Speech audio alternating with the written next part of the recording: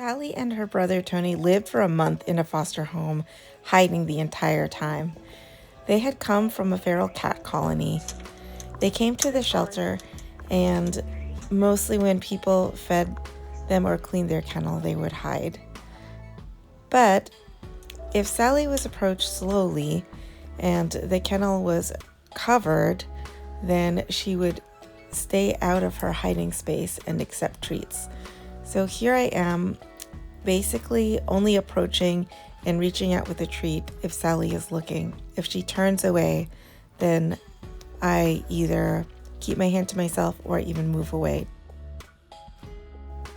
Okay. And here we are practicing an exercise where Sally makes eye contact and I give her a treat on her right side and then on her left side.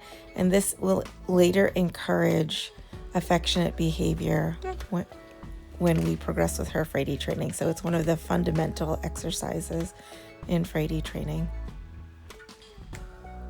So she looks at me first to initiate the exercise, and then I give her a treat. So I'm never giving her a treat without her permission. A large part of early Fraidy training is counterconditioning the opening of the door because of their experiences getting fed and cleaned. Fraidy cats come to associate the door opening with some scary stuff. So here I want to teach them that they can control when I open the door by looking at me first. So I don't try to open the door unless Sally looks at me. I'm pairing reaching for the door with giving her treats. And I also open the door in stages. So she looks at me and I just kind of reach for the door. She looks at me, I touch the door. She looks at me, I jiggle the latch until finally I can open the door. And that goes a long way towards building trust.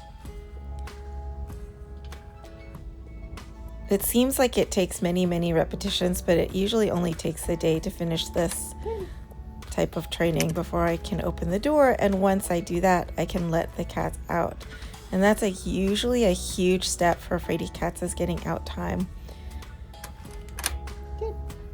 The amazing thing about this situation was during the first out time session for Sally, she almost immediately came up to me and started rubbing against my legs. So here she's rubbing against me and she looks pretty comfortable.